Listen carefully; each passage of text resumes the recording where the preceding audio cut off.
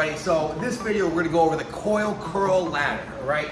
Coil curl ladder is an exercise I've been using with my clients in our classes for the past like 12 to 18 months. And it's a method that we got from David Wecker, the Weck method, that we're applying to a lot more of our basic, more traditional bodybuilding exercises to put our bodies in positions that are more aligned with basic human movement, so we get less injuries and we just get better results from them. So my buddy Richie reached out to me, asked me for exercise to help him out getting his chest and his arms bigger, and you know me, I love helping people out. So Richie, this video is for you. This is an exercise for our biceps, all right? So the coil curl ladder is nothing fancy, it's nothing crazy, it's just a repetition scheme of how we do our biceps, right? So the base of the exercise, I'm gonna have my dumbbells, right? I'm gonna do one curl on the left, I'm gonna do one curl on the right. Then I'm gonna do 2 bicep curls on the left, then I'm gonna do 2 bicep curls on the right. Then I'm gonna do 3 bicep curls on the left, then I'm gonna do 3 bicep curls on the right. And then 4, 5, 6, 7, 8, 9, 10. You keep going up till you can't do any more, right? Now, you shouldn't make it up to 10 reps. You shouldn't. You should die out somewhere around 7 is a decent repetition range to die out at. If you're dying out more than 7 reps, you're probably going a little lighter, you're probably getting a little more weight under your belt. If you're getting under like 7 reps, if you're dying out 4 or 5, you should maybe back the weight off a little bit, because doing more weight doesn't necessarily mean you're gonna get better results, all right? You'll get stronger, but if your goal is to maybe build more muscle, it doesn't necessarily mean you're gonna get more muscle because you're using more weight, all right? That's a whole other video for a whole other conversation. Now, with the coil curl ladder, the repetition, the scheme, right? The scheme plan is very important. One of the most important parts of the scheme, besides the scheme plan, is your body positioning. Most people, when we do our bicep curls, you were taught to stand straight and even and curl from here and keep your body firm and don't move, right? Movement's bad. What happens though is when you do that, a lot of times people, when you're standing strict, you're leaning forward, you're trying to use the front side of your body, you're front chain dominant. You hear me keep referring back to that, right? We're using the front side of your body to stabilize, your shoulders around and forward, and you're just in shitty body position.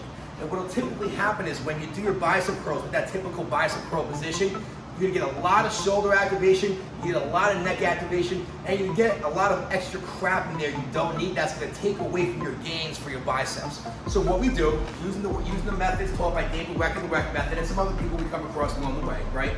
We do what's called a coil.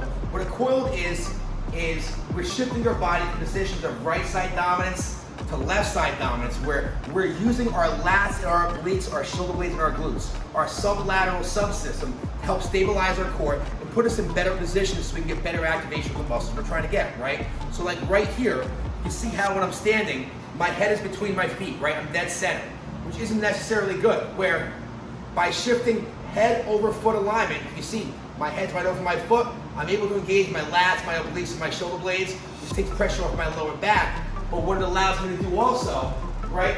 We talked about your shoulders rounding forward and getting in front of the shoulders, right? Well, if I can keep my shoulders together and back, I get better activation out of my biceps. I'm not gonna lift more weight because most people, they're just lifting with the shoulders when they do the bicep curls.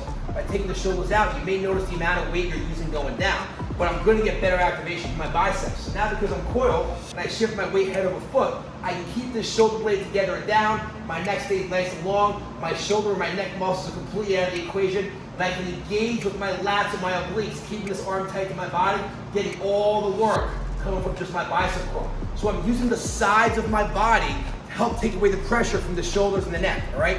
It's a very unconventional technique. If you went to like a fucking Gold's Gym or something, they'd be like, hey dude, you're doing that exercise wrong. Fuck you, you're doing it wrong. Trust me, my shit works, all right? Anyway, drink the Kool-Aid.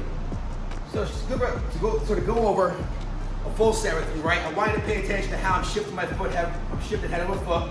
My back heel flares out. Just like we talked about with some of the principles of like human locomotion and movement-based training, right?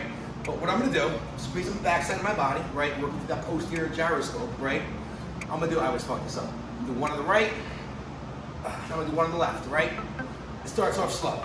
Then I'm gonna do 2 on the right. 1 on the right, 2 on the right, now I'm gonna do 2 on the left. 1, 2.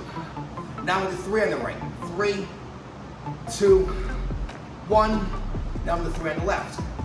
3, 2, 1. You can see I like to put this little forward stepping motion in, right? That really helps you stabilize the backside of the body, which takes out the neck muscles, it takes out the shoulders and the bad spots, right? And it really gives you better activation. 3, 4, now I got 5 curls. 5, 4, 3, 2, going back down, 5 on this side. 5, 4, 3, 2. Notice my body's staying pretty much straight. I'm not getting a huge amount of swing. There's a little bit of swing, right? But not a huge amount. My shoulder blade's back, my shoulder blade's engaged. The front of my shoulder, I don't feel shit. Normally when I do bicep curls, my shoulders kill me. But once I started switching to doing like this, all that works going to the biceps. You change it to a hammer curl if you want. All kinds of stuff. I got my set to 7, hold on. 7. 6, getting a huge pump in there.